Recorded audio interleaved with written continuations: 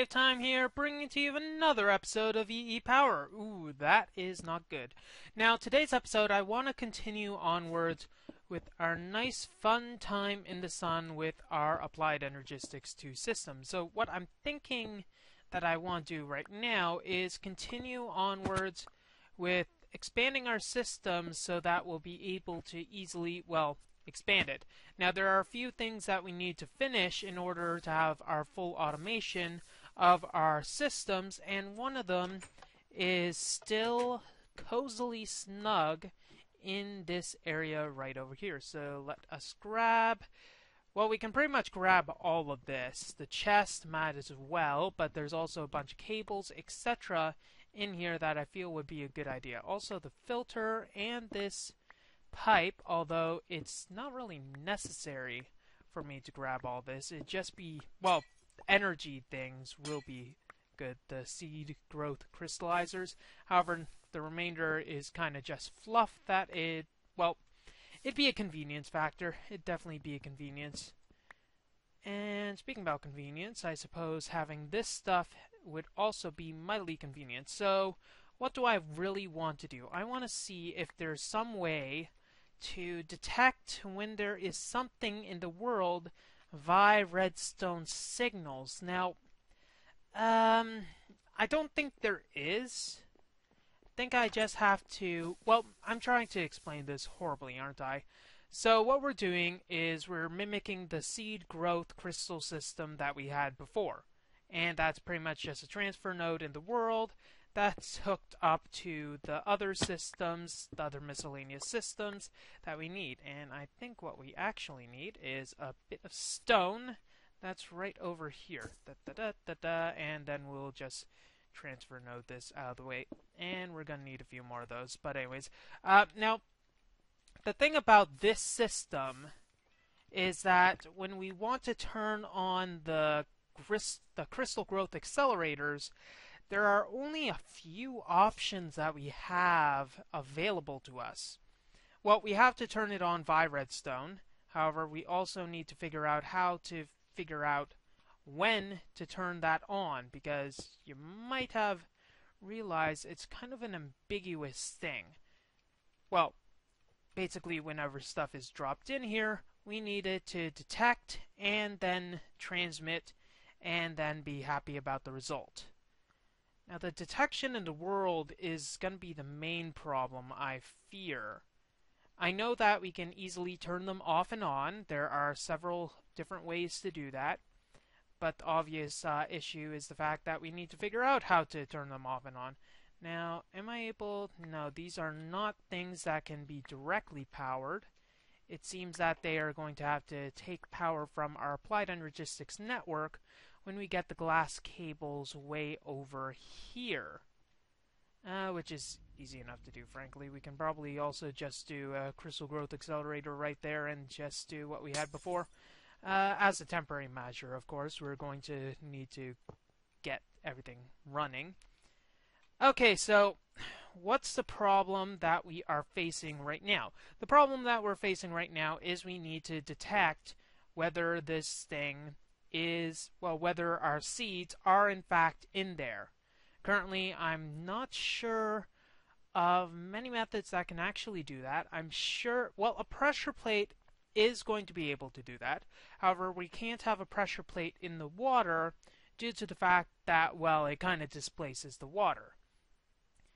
I think there are a few things I'm going to check. What was I grabbing? I was grabbing, yes, one of those, not these, transfer pipes. Just need one of them. Thank you very much. And thankfully with this, I don't need to do too much. Just need to hook that in, and it'll go to our prescribed location. Anyways, I'm going to look a bit to see if we can detect whether an entity is in the water.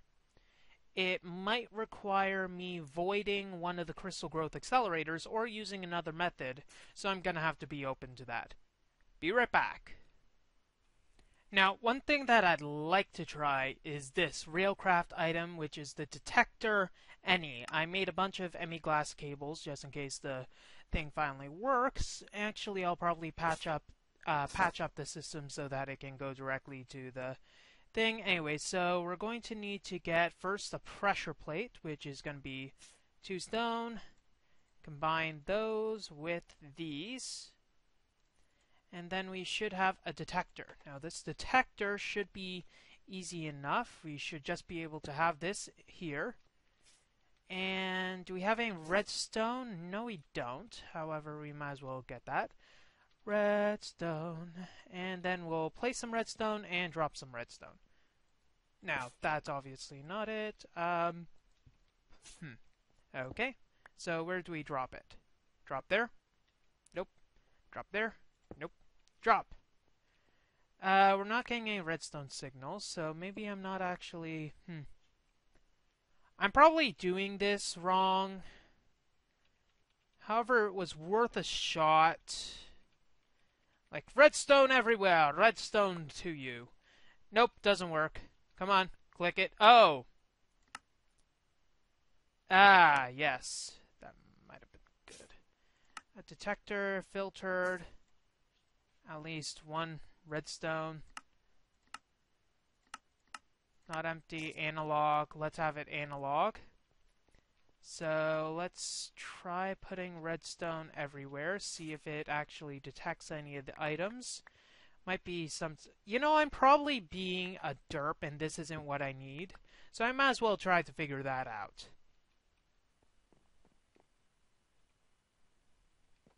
Yeah, definitely not that.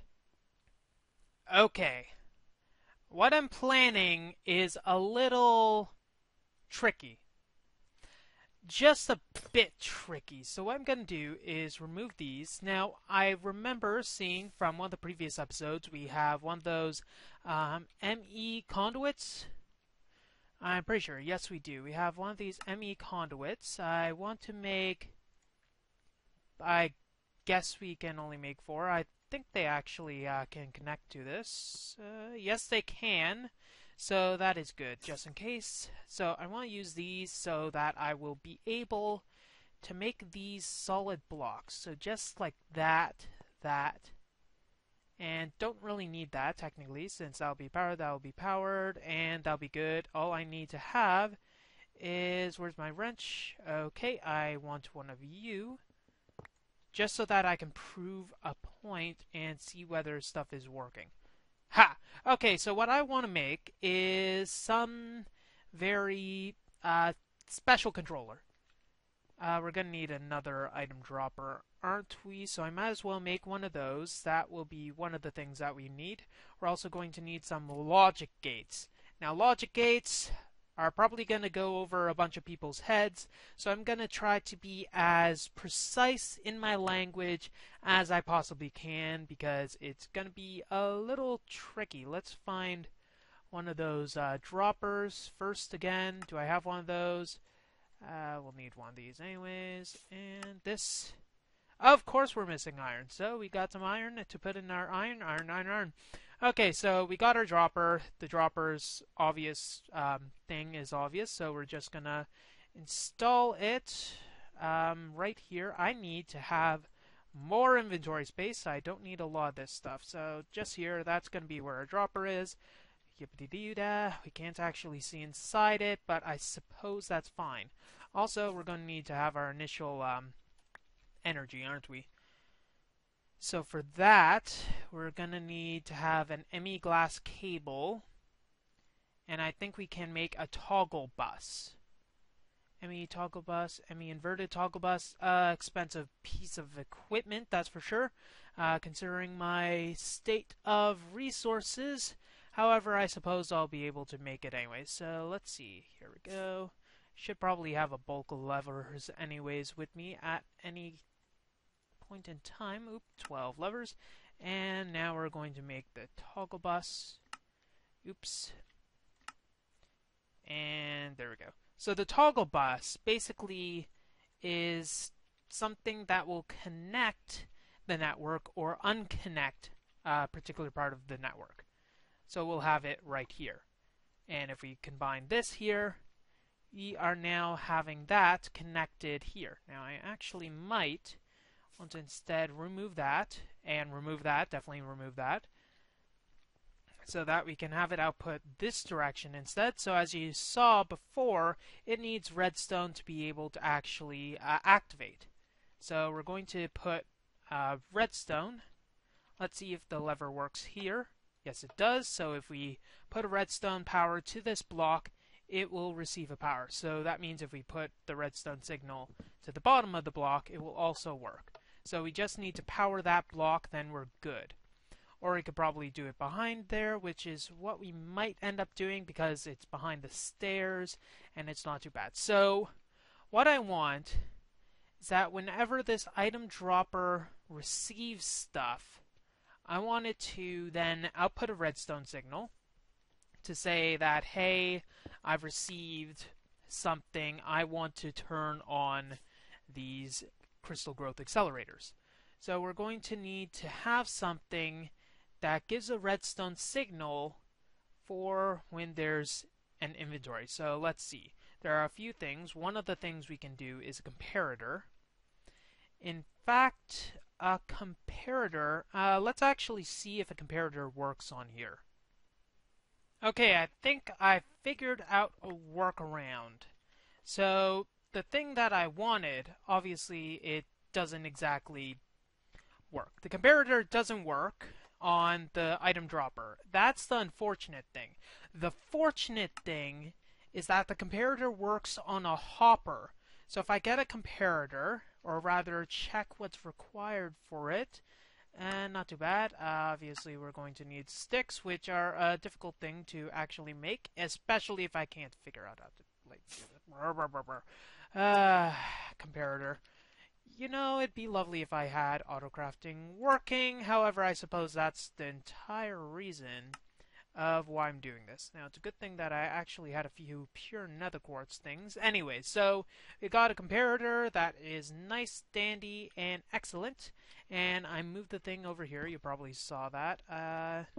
What we're going to want to do is, let's see. How are we going to want to detect this? We want it so that the hopper isn't interfered by our redstone pulsar. So what we can probably do is have the hopper here instead. So let's get the hopper. Where's the hopper? There's the hopper. There, and I should probably move this back over there. Maybe I'm just rotating my point of view a little too much, but that's pretty much how I have it. Why do I have two of these? Okay, must have... No, I must have created two. Okay. Or not. I don't know. I'm so confused. I probably kept one from when I was NEIing things to test. Okay, so do we want it going out this way? No, we'll want it going out this way. So that will be interfered with our clock, unless we put the clock here, which I think we'll actually do. And we'll have this going out, and this will basically be the side where we're going to bring all of our redstone logic. Okay, that's good. And we'll want to have this have an outlet, so we'll want to have some of that. Okay, so let's use a bit of Project Red stuff. We're going to need a few things. And I'm probably, only a few things. We're going to need a timer, a NOR gate. Let's at least get the timer and the NOR gate. So Project Red adds its own things here. We're going to need to smelt a bit of stone to get all of our wafers that we need. I suppose smelting this amount will be a good amount. Thankfully, it's quick enough for this. Oh, by the way, between episodes, I changed to the gas conduits. I might have already mentioned that. I don't know. Changed to the gas conduits. They kind of look cool. I'm not sure if they're laggy or less laggy than the other ones, but that might just be my imagination, so I'm going to have to keep my head on a swivel, so to speak, for that, so I can check that out at a later time. Okay, timer is going to be our first thing. We're going to need a few things. 1, 2.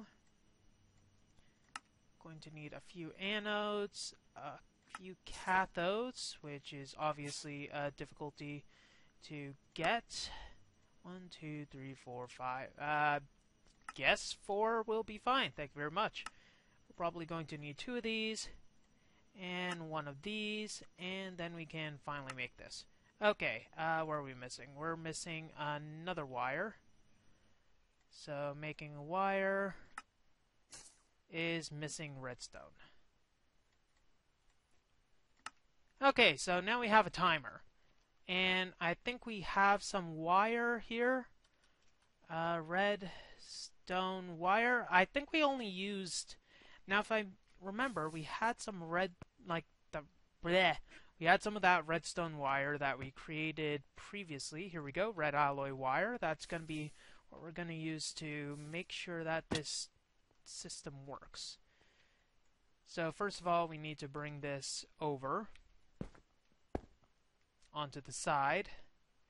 Not exactly the most glorious of contraptions, I can tell you that. Nor does it need to be. Actually, we can have it go to this side and not worry about the stuff on this side. Okay, so what are we going to want?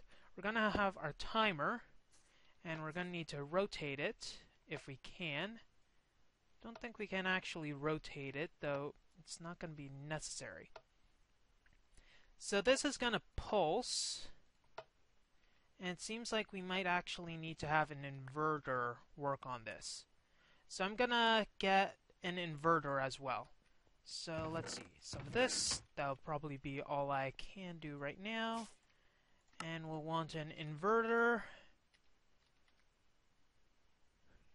Do we even have a redstone inverter? Do we not have one of those? In the entirety of Project Red, we do not have an inverter gate. Okay, that is kind of ridiculous. Let's see. I want to see this for myself. Why would Project Red not have an inverter? Ah, it's a NOT gate. Duh. NOT gate. Of course I say duh. A lot of people, hey, stop freaking NEI. Blah. That's not funny. Okay, so we're going to need a few of these. 1, 2... Let me make all these. Okay. So this construction should be simple enough. Simple enough. Probably simple enough, so to speak. Just need a way to... Probably need a screwdriver. Yeah, screwdriver is going to be needed to rotate these, so I should get a screwdriver handy. Screwdriver is not going to be expensive, I don't imagine. Too bad they don't use the... What the heck is that? Archimedes screwdriver. Okay, or Archimedes screw. That's going to be interesting later on. However, not something I'm entirely interested in right now. Okay, so... Now, whenever this thing is on, it will keep this from ticking. Let's set this to 3 minutes. So whenever we get an item in here, it'll drop the thing in, and for 3 minutes, it'll keep on cooking, because this will then somehow send redstone to here to activate the contraption. However, we're going to obviously need something else for that to work, and that is where this comes in. So it'll give a redstone pulse here to turn the thing on. So redstone pulse needs to go into here to some sort of gate, and then a redstone pulse from here, because after a duration this will turn on, because this inverter will invert the signal. Yes. Okay, it's probably better to show a demonstration. Anyways, we need a latch. An RS NOR latch. We could use a toggle latch, but I feel that it's transparent latch. Actually, never played with those. I feel like a NOR latch is probably our best bet for survival and or happiness. NOR latch. Okay, so that's an XOR gate. Probably it's called an RS latch. Okay. I call it an RS NOR latch whenever I deal with them, but that's something else. We got 2 wires. We're going to need anodes, and we're also probably going to need a few wires. That's probably all we need. There we go. Then we can play with this. Ha. In, out, in, out. Okay, so we're going to need to rotate this. And now it's giving power. Good, I suppose. And now the problem with this is, well, that's actually receiving power when... that's not good. When that's placed, that's going to receive... actually, it shouldn't matter. We'll just rotate this and put it back here and have it like that. Should it matter when there's a redstone signal there? Yes, it will. We're going to need to put something there. Then again, this will give a redstone signal as well. So how are we going to give the output? We're going to need to probably be a bit sneakier here. Oh, we don't even have the ins correct. That's a problem. So we need an input here, and I guess the other input has to be over there. So this wire has to snake around over here instead, unless we find a different location for it to be. You can probably have said location go in this way, or come up from the bottom. That might be our best bet. We're going to need a lot more red alloy wire for that to occur. However, it should be an easy enough occurrence. Just wrapping around, we can use some covers afterwards, and then that should be good. Okay, so then we're going to need to determine which is where. Let's see, that. This outputs only when, okay. Let me get the wires, then this should be an easy enough thing. Okay, let's figure this out. We're going to have our redstone wire go in this way. And we're going to need to get that out of here. So that shouldn't be powered. However, this is ticking slowly. So let's have this tick at there. It's not sending redstone over there, which is a bit of a problem. That's because this is on. That means our redstone is obviously glitching out already because we are not doing it correctly. This needs to turn on, which means that this should be the gate that goes to this. I need to turn on this sigil so I get everything. Let's get that again, that again. That again, that again, that again, that again. This is probably going to be an entire episode of me fooling around with things that I don't fully understand. Actually, that's pretty much how all of my series go. So we're going to have this timer. It's going to be going, obviously, and the thing is that it's also going to basically be triggered by redstone that will tell it when to turn off. Probably where this comes into play. So this is going to turn on, releasing our timer to the world. So whenever it's going to be off by default and turn on to put everything in order. So that means if we put this here, our output, we'll just rotate this for fun times. Our output is like that. So it's going to be on. Then we'll need to turn it off. So I probably didn't even need the NOR gate. So when this is on, that means this is on, so we're probably going to want this to be here instead and have a wire here. So it's going to be on. When this is off, that means we turn it off by sending a wire from here over this way. So whenever this ticks, it'll turn off. Let's put this here. Supposedly turn off. Yeah, but the problem is it'll remain on because that's on. And if that's on, then this gets powered, which powers that. Which means we can probably remove this, put it instead of there, and instead of that, we'll put that on there, and put that on there. So we don't need to worry about when this block is powered, because it's not going to affect the toggling. Okay, good. That part is good. So that's going to turn on redstone. However, when it's off, so let's actually do a test. We're going to need our lever. So that's good. Okay. As you can see, this is a simulation. So when there's an item that goes into here, it's simulating what actually happens. So you can see right here, when an item goes in, it'll turn this on, and then it'll turn this wire off. That wire, when it's off, will allow the timer to tick, and then when it ticks, the redstone signal will go here, activating the latch. This latch, when this thing receives a redstone signal, this will turn off and this will turn on. That will also turn off. Now, when this side receives a redstone signal, barring when this is actually off, so when this receives a redstone signal, this will turn back on again, turning off the timer, and then we'll have this again. Okay, that is good. It's not perfect, but it's good. Now, the final thing that we need is a redstone inverter here. That'll then power this. That'll activate that.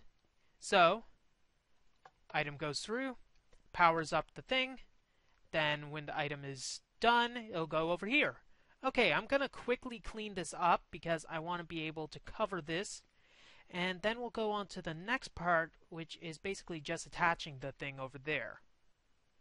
Now, I'm assuming it's a total of 3 minutes for this to work. Now, an interesting thing, let's set this to like 10 seconds. So when it's activated, this will go for 10 seconds. However, when another item comes through, it doesn't reactivate. Okay. That is one problem of the system. So is there any way to remediate that? So we basically need the timer to see the redstone again for that to happen. So obviously, the only way to do that is... obviously, that is not the method for that to happen. Okay, so we need to have...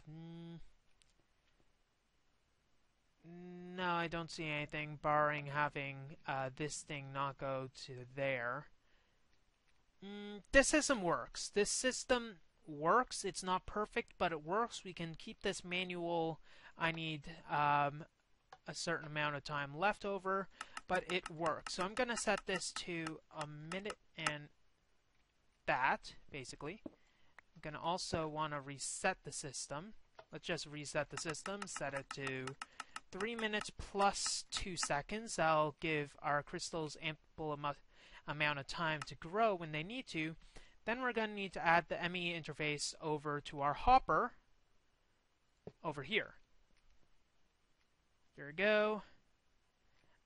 It's receiving energy.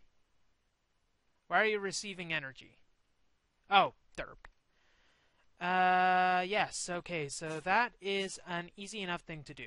Now, ME cables, you are able to block ME access and allow just energy, but that is not what we want. We want to basically just have a break in the system so those two cannot connect to each other. Is there a way to use a wrench to allow that? If we just right-click there, no.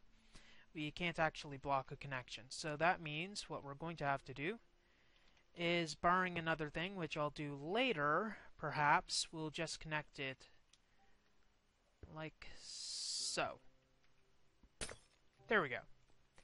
And actually, one more thing we need is a redstone clock to run the entire thing. So the redstone clock is going to need to go here so that it doesn't actually interfere with any of the other devices that are on this. However, that's an easy enough thing to do. So let's do that. Then we'll go to the Autocrafting, since I think we might as well do that before wrapping up. So there are some obvious things that we are going to need to do. One of them is put some patterns in that so that it actually, well, works, because working is probably one of the better parts of this system. Yeah, generally I love working personally. So anyways, one of the things that we're going to need to do is get our actual creation of items. Now I'm thinking I'll at least be able to toy with this a bit. This is the molecular assembler. What you should be able to do is insert, using the ME interface, the patterns that you're going to want. And let's actually bring this down so that we can interact. And now you can see that it is active and things can go into it. Now we are going to want to put a pattern on, and one of the patterns we're going to do are the seeds. So let's actually get the pattern terminal up. We're going to want this. That's obviously not what we want to do. Nether quartz and sand. When we put these together, we get nether quartz seeds. So we got an encoded pattern. Now what we should be able to do is use this interface, put the pattern in. Now you can see that, well, nothing's actually happening. So this is required because now when we want to make the nether quartz seeds, if we check, we can craft. Let's craft. And it says crafting CPU automatic, and it'll just need nether quartz, that, and there. We'll send the stuff in. Now it actually went in here to molecularly assemblize, and then we'll have the seeds. So here we got seeds. Now I think we have some quartz. Ooh, one pure nether quartz left. Then we'll combine this into this, and we'll remove this and this. So I'm going to want, for one nether quartz seeds, I'm going to want to get one pure nether quartz. That seems obvious. So in code, now we have this pattern. We'll throw those away. Actually, let's get the seeds again, because that's something we're going to want to get rid of. Anyway, so now whenever I want to make the pure nether quartz, I will then ask this interface to drop in the seeds and have it start going. So let's actually see that in action. If I request quartz, nether quartz, pure nether quartz, let's actually get that out of the way. I want to make, say, 8. I'll then start the process. It'll craft all the nether quartz seeds, and then it'll drop them in here.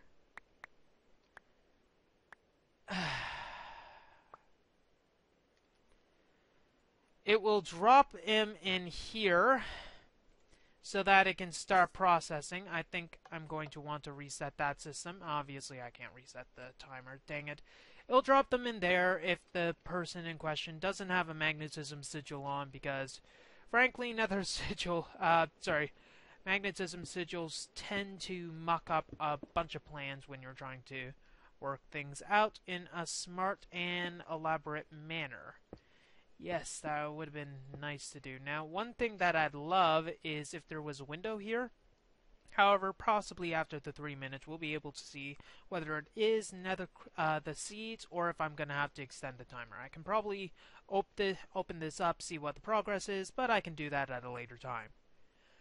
Well, that's all the time we have for this episode of EEPower. If you like what you see, don't forget to rate, comment, and subscribe to future episodes. This took too long. WayofTime here, signing off. Have a wonderful day.